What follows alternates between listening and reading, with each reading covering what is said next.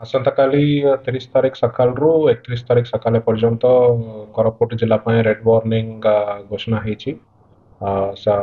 ସେଥିପାଇଁ ଆମେ ଗୋଟେ ପ୍ରିପାରେଟରୀ ମିଟିଂ ମଧ୍ୟ ନେଇଛୁ। ସମସ୍ତ ଆ, ଆମର ସବ୍ କଲେକ୍ଟର୍ସ, ବିଡିଓସ୍, ତହସିଲଦାର, ଆଇସି ସମସ୍ତଙ୍କ ଉପସ୍ଥିତିରେ ଗୋଟେ ମିଟିଂ ନିଆଯାଇଛି।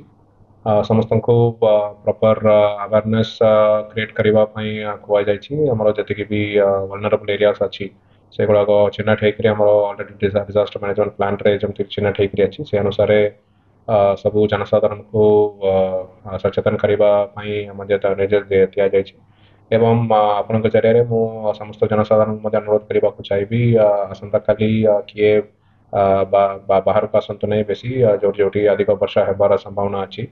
ଏବଂ ନେକ୍ସଟ 24 to 48 hours ଭିତରେ ଆପଣ ନିଜ ନିଜ ଘରରେ ରୁହନ୍ତୁ ଏବଂ ସୁରକ୍ଷିତ ଜାଗାରେ ନିଜକୁ ରଖନ୍ତୁ।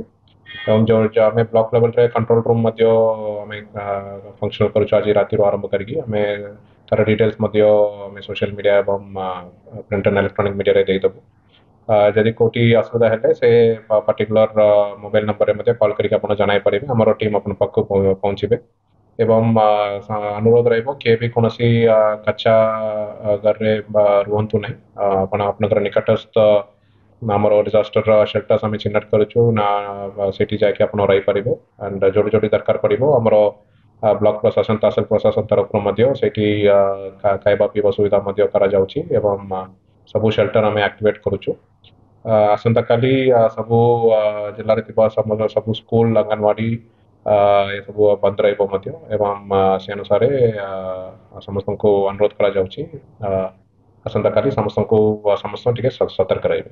ଆମର ଜିଲ୍ଲାରେ ଓଡ୍ରାଫ୍ ଟିମ୍ ଅଛନ୍ତି ଏବଂ ବିଭିନ୍ନ ଅଞ୍ଚଳରେ ଫାୟାର ଟିମ୍ ମଧ୍ୟ ଅଲରେଡି ଡିପ୍ଲୟ ହେଇକି ଅଛନ୍ତି। ଆମେ ତାଙ୍କୁ ଷ୍ଟ୍ରାଟେଜିକ୍ ଲୋକେସନ୍ସରେ ଡିପ୍ଲୟ କରିକି ରଖିଛୁ।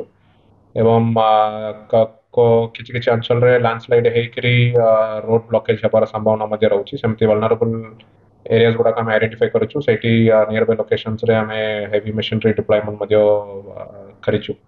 ତ ଯେତେ ଜଲ୍ଦି ଆମେ ରିଆକ୍ଟ କରିପାରିବା ନିଶ୍ଚିତ ଭାବରେ ଆମର ଟିମ୍ ସେଇଠି ପହଞ୍ଚିବେ ଏବଂ ଜନସାଧାରଣଙ୍କୁ ଅସୁବିଧା ନା ହେବା ପାଇଁ ଯାହା ବି ଆମେ କାର୍ଯ୍ୟାନୁଷ୍ଠାନ ନେବାର ଅଛି ନିଶ୍ଚିତ ଭାବେ ସେ ପ୍ରତି ଆମେ ଧ୍ୟାନ ଦେବୁ।